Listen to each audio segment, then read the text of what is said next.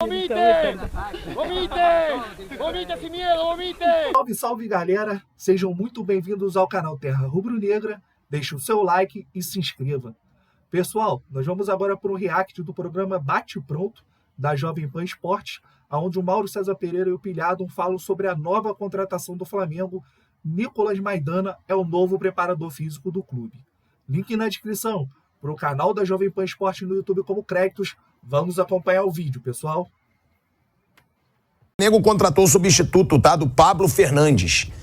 Para a preparação física, é o uruguaio Nicolas Maidana. Maidana foi contratado a pedido do Sampaoli, tá? Ou seja, é o Sampaoli ainda com muita força dentro do Flamengo, indicando o nome do preparador físico. Ele teve passagem pela Udinese da Itália e estava no Santos Laguna do México. O Flamengo pegou referências do profissional com os jogadores Samir e Wallace, que trabalham com o Nicolas em Udine, né? Lá na Udinese. Ô Mauro César Pereira, falando sobre essa situação, que foi um nome pedido pelo Sampaoli, como é que tá esse clima no Flamengo? Porque eu mesmo apurei anteontem, se eu não me engano, não sei se foi anteontem ou ontem, é tanta correria, eu acho que foi anteontem, que tem uma grande parcela do grupo insatisfeito realmente com o Sampaoli. Que grande parcela do grupo não gosta dessa situação, que o Sampaoli não fala com o jogador, mas é uma situação que todo mundo já sabia que acontecia. O Flamengo, inclusive, contratou o Sampaoli sabendo que tinham essas reclamações com relação ao Sampaoli no Atlético Mineiro.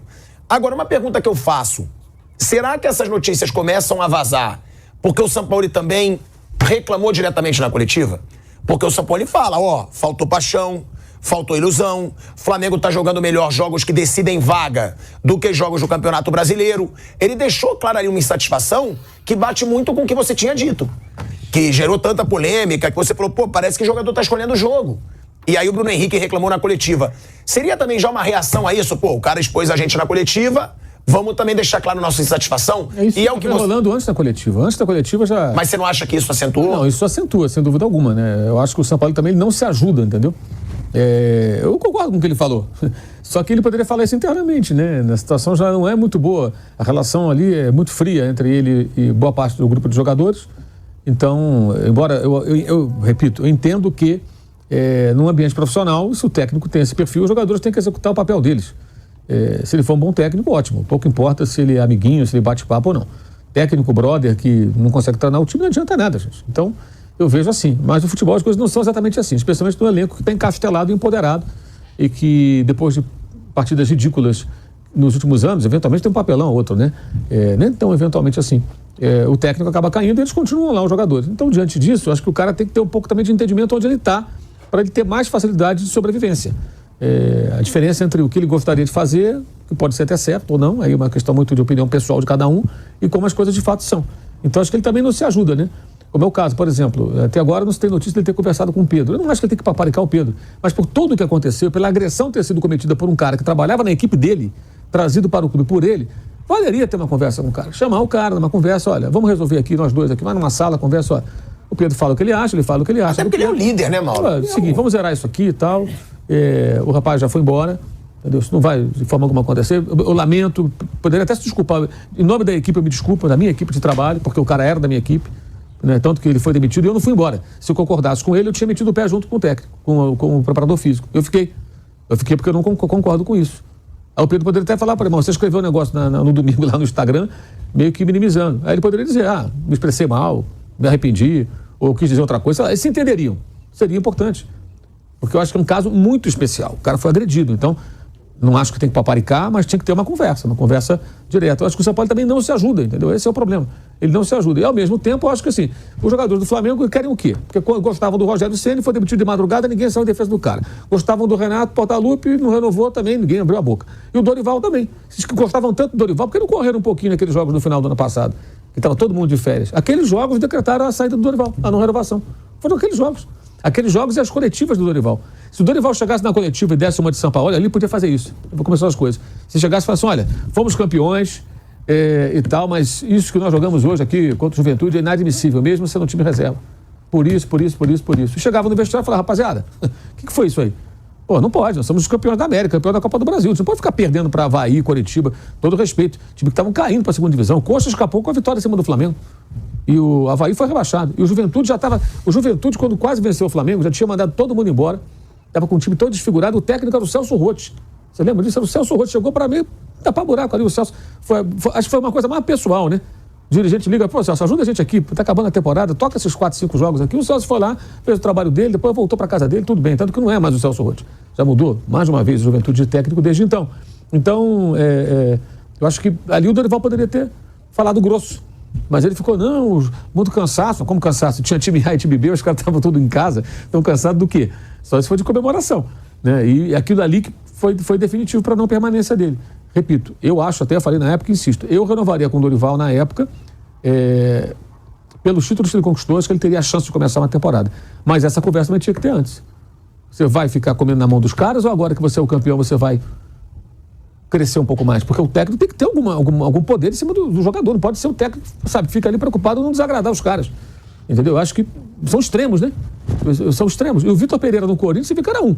O Vitor Pereira na Arábia Saudita brigando lá, discutindo com o assessor de imprensa, aquele vídeo clássico dele.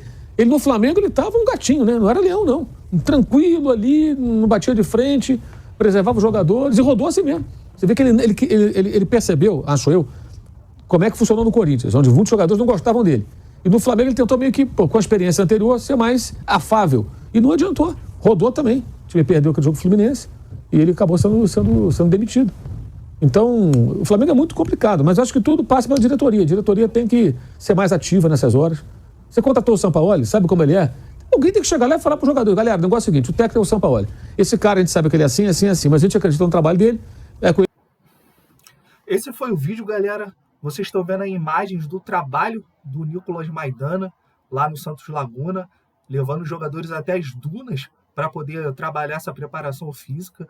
É um perfil profissional que tira o atleta do conforto. A metodologia de trabalho dele aqui, que ele diz que considera importante, é tirar o jogador de futebol da zona de conforto, além de trabalhar a questão psicológica com eles. E tem um vídeo, que eu botei no início desse vídeo, que ele fala para os jogadores vomitarem sem medo na exigência física dos trabalhos dele. É uma situação nova para os atletas, é um cara que exige muito, dá para ver aí pelas fotos. Vamos ver como é que vai ficar o elenco do Flamengo em relação ao preparador, porque esse elenco está acostumado com uma vida boa, já, como o Mauro César falou, já passaram a treinadores que gostavam de ser ali parceiros dos jogadores, tipo Renato Gaúcho, tipo Dorival Júnior, tipo até o Vitor Pereira, que era um treinador enérgico. No Flamengo, ele se segurou um pouco, o Mauro falou muito bem em relação a isso. Então, vamos acompanhar e ver como é que vai ser a reação dos atletas.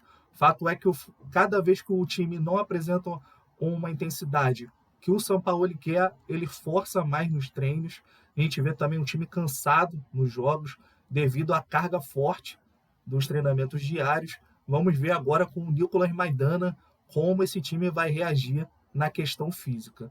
O Flamengo que volta a campo pela Libertadores, vai até o Paraguai enfrentar o Olímpia, um jogo da volta, jogo decisivo, vale vaga nas quartas de final, e a gente espera uma resposta dos titulares, né? Porque ali a maioria do jogo contra o Cuiabá eram os reservas, o Flamengo perdeu ali, foi totalmente dominado, 3-0 pro time do Cuiabá, e a gente espera aí uma resposta forte dos jogadores titulares e que o Flamengo consiga sair classificado para as quartas de finais da competição sul-americana. Deixa o like, pessoal, e se inscreva no canal. Saudações rubro-negras!